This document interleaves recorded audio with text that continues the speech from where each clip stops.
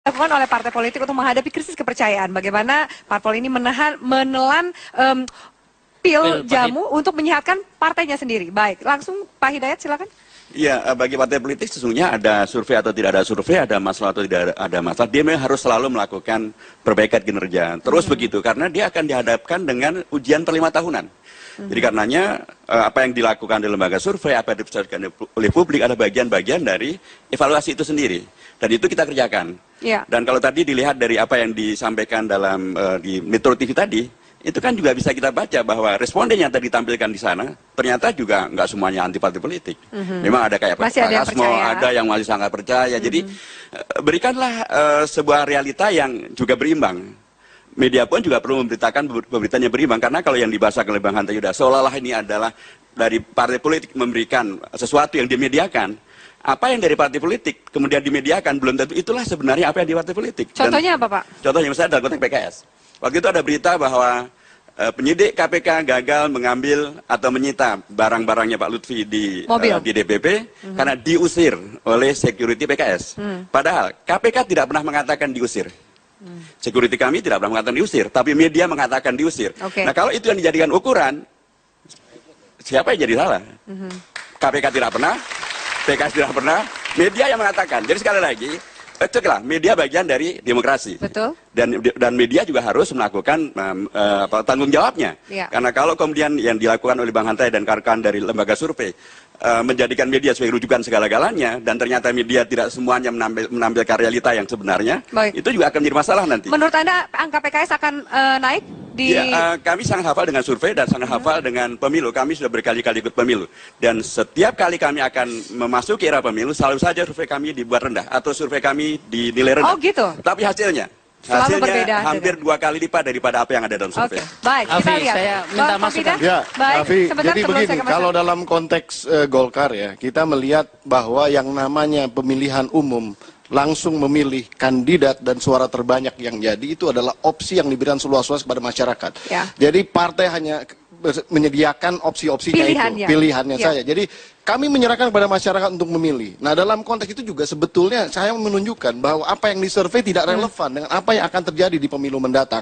Kinerja daripada orang per orang ini nanti akan sangat berpengaruh sekali pada elektabilitas para pemilih, maksudnya dipilih oleh orang-orang di bawah begitu. Jadi tergantung nanti di lapangan permainannya seperti apa. Dan saya yakin Golkar mempunyai kader-kader yang baik. Terima kasih. Baik. Saya izinkan memberi harapan.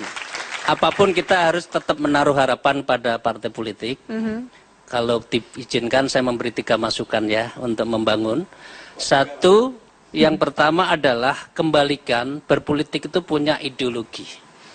Ini sangat berbeda dengan kecenderungan liberalisasi politik sekarang. Yang terjadi adalah transaksi dan pragmatisme politik. Ini menjadi ideologi PKB dan Partai Demokrat beda banget tuh. Ya apapun, ya itu harus diferensiasi ideologi, itulah yang membedakan dengan partai-partai yang lain sehingga masyarakat pilihannya itu jelas. Ini yang pertama. Kemudian yang kedua adalah saya setuju sosial kapital dari partai itu sendiri, khususnya para calegnya. Nah ini karena pragmatisme politik mengalami yang disebut dengan jalan pintas, kaderisasi nggak jalan. Nah ini yang menurut saya yang akan menjadi etalase nanti di parlemen dan di pemerintahan. Kalau embrionya, janinnya itu bagus, ya maka nanti parlemen, pemerintah juga akan bagus. Itu yang kedua.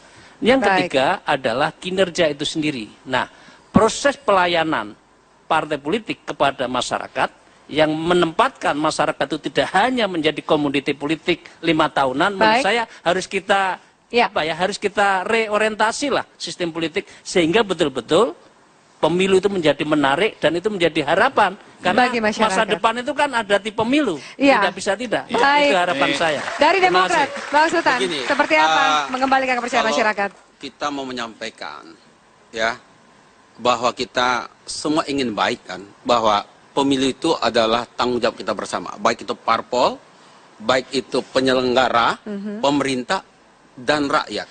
Kita harus sampaikan bahwa jangan kita tidak memilih. Kalau kita tidak memilih, sama dengan kita tidak bertanggung jawab kepada bangsa dan negara ini, perjalanan bangsa dan negara ini. Saya kasih contoh, Afilan ya. Amerika, dulu zaman George Bush Junior, waktu terpilih itu tingkat pemilu tingkat partisipasi masyarakat itu 51%. 49% nggak mau tahu. Tapi ketika beliau terpilih, baru kaget semua. Dia serang Afghanistan, dia serang Iran, dia serang macam-macam. Baru habis duitnya, baru kaget semua. Itu akibat apa? Akibat tidak ada memilih. sebagian nggak milih. Lebih bagus milih, dia bisa bertanggung jawab, dia bisa marahi kita. Kalau besok ada yang tidak milih, dia mau marah sama kita bilang, ente milih nggak? Enggak usah ngomong. Kan begitu. Baik, makanya harus ini tanggung jawab kita bersama. Iya. Poin pentingnya adalah kita melihat pemilih itu adalah manusia. Jangan pernah kita melakukan transaksional dengan mengatakan kita bisa beli suara. Ya, dekati mereka, sentuh mereka dan yakinkan mereka. Masih ada golput yang harus menjadi tantangan bagi semua partai. Bagi semua partai. Bang Hanta, silakan terakhir dan singkat nanti untuk Bang Adek. Saya sama, survei saya berangkat salah satunya karena kita melakukan survei media itu mingguan, bulanan, dan tahunan. Melihat pergerakan, dan itu sebenarnya sama kegalauan dan keprihatinan saya kalau kemudian partai melemah. Saya punya fokus yang sama, kita ingin menguatkan partai politik kita. Tetapi kita tidak mau kalau kemudian ada partai mengatakan hasil laboratorium, istilahnya misalnya, kenapa kita trombositnya turun, ini belum tentu kita demam berdarah. Silakan, potretnya begini yang kami dapatkan. Kalau kemudian potret ini dianggap penting oleh partai, silakan perbaiki persepsi itu, perbaiki, benahi strategi komunikasi politik dan sebagainya. Satu lagi soal kemungkinan ini kan organ vital demokrasi. Pilihannya logika pasarnya, kalau orang kecewa satu terpaksa memilih, jadi golputnya tidak besar. Kedua, kemungkinan kedua mereka memutuskan untuk menunggu, barangkali ada produk baru yang lebih baik. Kalau tidak ada, kemungkinan ketiga memutuskan tidak membeli. Mudah-mudahan yang ketiga ini tidak baik. Tidak terjadi. Baik, Bang Kadek silakan terakhir. Saya kasih waktu 30 detik. Kita dibayangi oleh tingkat golput yang cukup tinggi kalau dari hasil survei itu kira-kira 40% ya Mbak Afi. Tapi saya juga sepakat dengan Mas Hanta, di mana kita nggak boleh sama sekali pesimis di sini melihat angka golput tersebut dan terima kasih kita semua. Terima kasih. PR kita semua, jangan lupa. Pemirsa, terima kasih banyak. Semoga diskusi kita pada malam hari ini bisa bermanfaat untuk Anda. Parpol memang memegang peranan besar dalam berputarnya roda demokrasi sebuah negara. Tapi pilihan di tangan rakyat. Awas, ada parpol pemberi harapan palsu. Saya Firman Malik undur diri. Sampai jumpa.